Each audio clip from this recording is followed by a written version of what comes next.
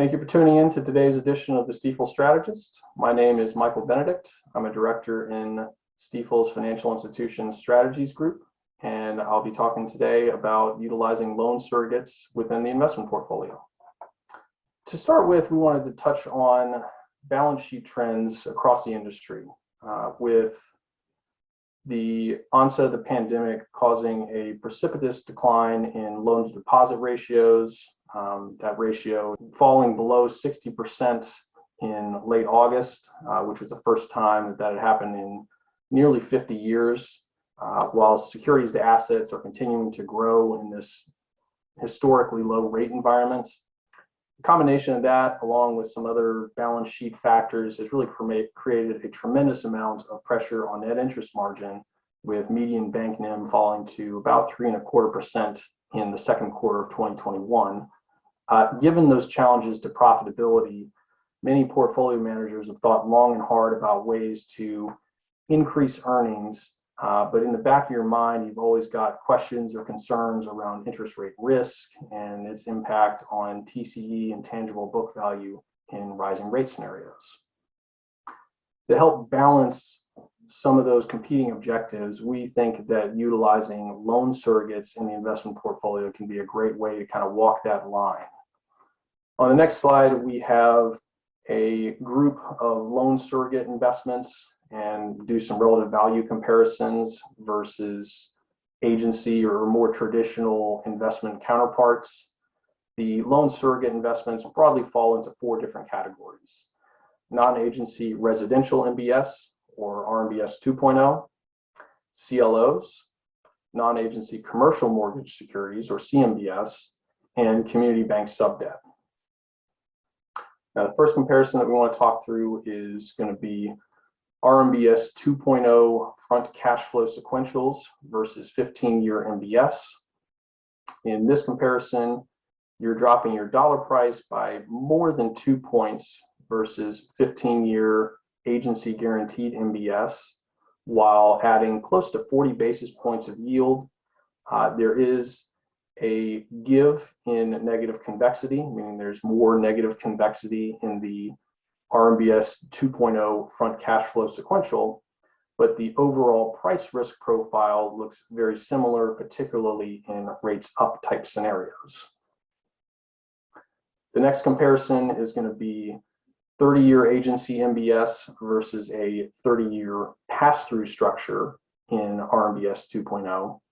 And here, the risk profile is going to be very similar, a little bit more negative convexity in the RMBS 2.0, a little bit less up 300 price risk, but you're dropping your dollar price by 1.5 points and adding close to 30 basis points of incremental yield. In the CLO space, this is one where the yield differential is one of the larger ones, where we're looking at AAA rated CLOs versus agency CMO floaters. You're picking close to 75 basis points of yield, both par handle prices, both very geared to rising interest rates, and both featuring very limited price risk in an up 300 scenario. In non-agency CMBS, we're looking at the 8-year part of the curve, comping a AAA rated 8-year non-agency CMBS versus an 8-year Fannie Mae DUS bond. In this case, you're picking 35 basis points of yield while shortening your average life by about half a year and shaving over a full percentage point off of your up 300 price sensitivity.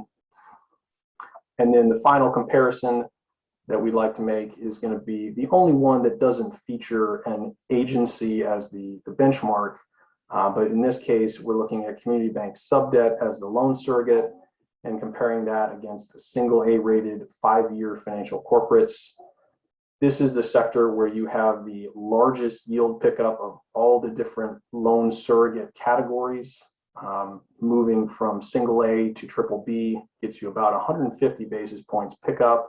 And that number may actually be higher in some cases, depending on size of the deal, who the issuer is, and some of the other issuance statistics.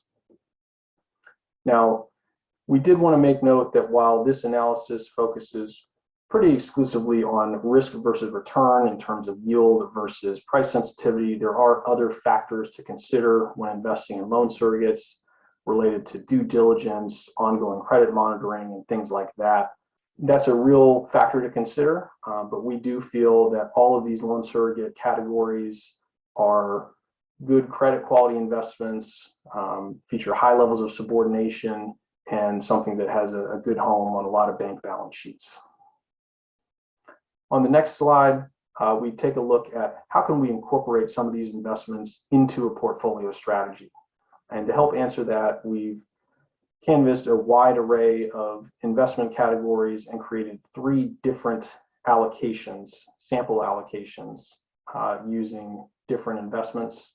The first of these 3 allocations in green utilizes what we would categorize as traditional bank investments, agency debentures, agency MBS, agency CMBS, and municipal bonds. And this allocation was designed to hit a 125 yield bogey. It has about 17% up 300 price sensitivity in an up 300 basis point shock scenario. The second allocation, highlighted in blue, it's that same 125 yield bogey, but looks to incorporate some of the loan surrogate investments that we discussed on the prior page. So you're able to keep the yield, keep earnings constant, but reduce your price sensitivity considerably. Up 300 price change falls from 17% to 12.5%, give or take, and you're reducing effective duration by more than a full year in this allocation. So really looking to manage that interest rate risk component of putting cash to work here.